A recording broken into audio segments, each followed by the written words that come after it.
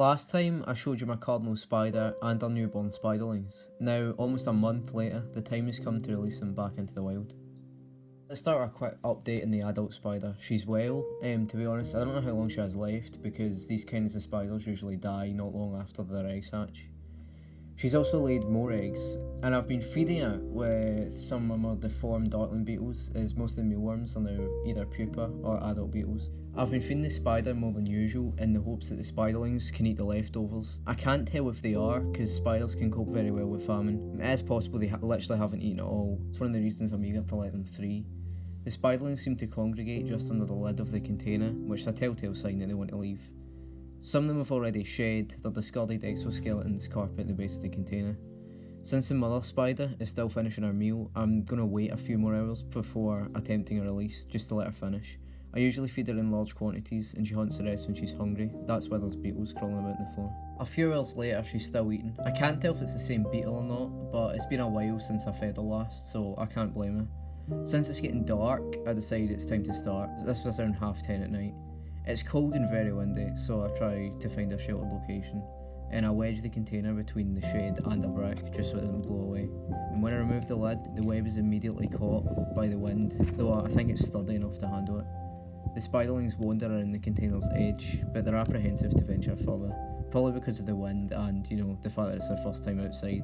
Finishing her meal, the mother spider also begins to survey the container edge. She too is probably startled by the wind. I'm not worried about her scurrying off because she still has eggs to protect. I've only been outside a few minutes and my fingers are already starting to go numb, so I decided to just wander about whilst I'm waiting for the spiderlings to build up their courage to leave. I notice a silverfish scurry past my feet. There's a spider hanging nearby, which is observing its new, much larger neighbour. A beetle digs around in the gravel beneath it, and something I don't like the look of vibrates nearby. I realise then I've got quite a lot of spectators, namely earwigs. I don't have footage of them all, but there was at least 20. I also saw a snail being left out, a slug as long as my longest finger, and then I realised I had another spectator, a slightly overweight ginger cat. Well, into the spiders, I realised that absolutely nothing has happened in about 10 minutes, so I decided to try and release them inside the shed. The reason I didn't do this in the first place is because I want them to be more widely dispersed. By releasing them into the garden, some would enter the shed, some the house, and the others would remain outside or move on further. By letting them go inside the shed, a lot more will stay in the shed, which in turn means that there probably won't be enough food to feed them all, and overall less would survive. However, if this is my only option, then I'm going to take it. In the shed, they were still apprehensive to leave. The mother spider continues to scan for potential threats to our children, namely me. I then noticed that some spiderlings were attempting to escape but couldn't. The lip of the container was too smooth for their little legs. So I decided to tip the container over. Some spiderlings looked like they were about to leave before immediately returning to the safety of the nest. I saw a moth perched above, so I decided to poke it. It seems it would rather jump than talk to me. However, I soon earned its trust. Then it shat my hand. Numb fingers and moth poo on my hand, I decided to give the spiders time to acclimatise to their surroundings, so I bid them farewell and left them in the dark. Upon entering my house, I was then ruthlessly attacked by a fat lion. An hour and a half later, I once again returned to the shed. At first I thought nothing had happened again, however I noticed one brave spiderling rappelling down to the floor. I also noticed the moth looking at me smugly.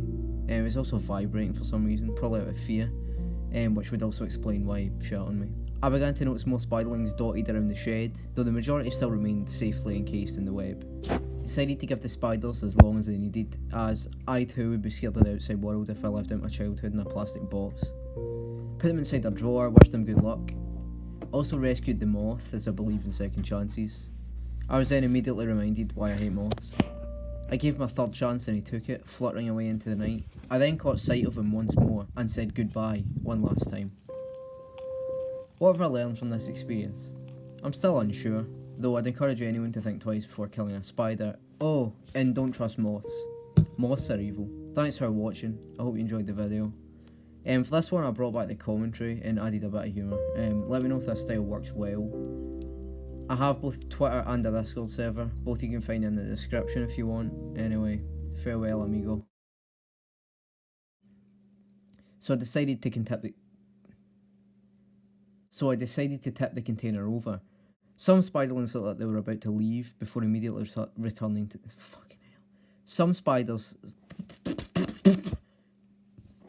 a fucking drink.